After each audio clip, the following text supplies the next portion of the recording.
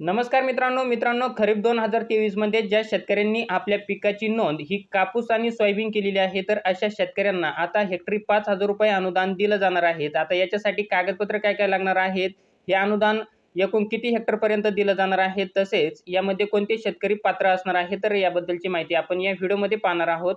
मित्रांनो, आपण येथे पाहू शकता महाराष्ट्र शासन कृषी विभाग यांच्याकडून खरीप हंगाम 2023 मधील कापूस व सोयाबीन उत्पादक शेतकरी बांधवांना ज्यांनी ई पीक पाणी केले आहे असे शेतकरी हेक्टरी 5,000 अधिकतम 2 हेक्टरच्या मर्यादेत हे अनुदान स्वरूपात देण्यात येणार आहे। मित्रांनो, आता जे आपल्याला काही अनुदान दिलं जाणार आहे, तर हे हेक्टरी 5,000 रुपये अनुदान दिलं जाणार आहेत आणि जास्तीत जास्त 2 हेक्टरच्या मर्यादेमध्ये हे अनुदान दिलं जाणार आहे। आता ज्यांचं क्षेत्र 1 हेक्टर आहे तर त्यांना 5,000 रुपये मिळणार आहेत आणि ज्यांचं क्षेत्र हे 2 हेक्टर आहे तर अशा शेतकऱ्यांना 10,000 रुपये अनुदान हे दिलं जाणार आहे।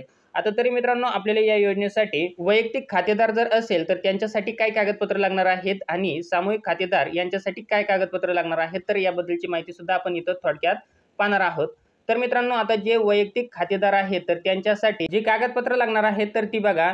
सगळ्यात पहिलं तुम्हाला लागणार आहे तुमचं आधार कार्डची एक झेरॉक्स प्रत, त्यावर तुमची सही असली पाहिजे। त्यानंतर एक तुम्हाला संमतीपत्र द्यायचं आहे, ज्याचा फॉर्म व्हिडिओच्या डिस्क्रिप्शनमध्ये तुम्हाला मिळेल, तर त्यावरती तुम्हाला माहिती भरून तुम्हाला तो फॉर्म तिथं सबमिट करायचा आहे आणि त्यावरती तुमचा मोबाईल नंबर टाकणं आवश्यक आहे। आता त्यानंतर सामायिक खातेदार यांच्यासाठी काय कागदपत्र लागणार आहे, तर त्यांच्यासाठी आधार कार्ड लागणार आहे, त्यावरती तुम्हाला तुमची सही करायची आहे। त्यानंतर तुम्हाला सामायिक खातेदार न हरकत प्रमाणपत्र सुद्धा लागणार आहेत। आता ज्यांचं क्षेत्र एकत्र आहे, ज्यांचं क्षेत्रामध्ये 2 किंवा 3 खातेदार आहेत, तर अशा खातेदारांना काय करायचं आहे, ज्याच्या नावाने तुम्हाला अनुदान घ्यायचं आहे तर त्याच्या नावाने तुम्हाला इथं अर्ज भरायचा आहे आणि बाकीचे जे सामायिक खातेदार असतील तर त्यांनी खाली त्यांचे नाव टाकून तिथं सह्या करायच्या आहे आणि ज्याच्या नावाने तुम्हाला अनुदान घ्यायचं आहे तर त्याचा तिथं आधार कार्ड नंबर, मोबाईल नंबर वगैरे टाकायचा आहे आणि त्यानंतर तुम्हाला एक संमतीपत्र सुद्धा तिथं जोडून द्यायचं आहे आणि त्या ठिकाणी तुमचा मोबाईल नंबर हा आवश्यक आहे, तर तो मोबाईल नंबर तुम्हाला टाकण्यासाठी विसरू नका।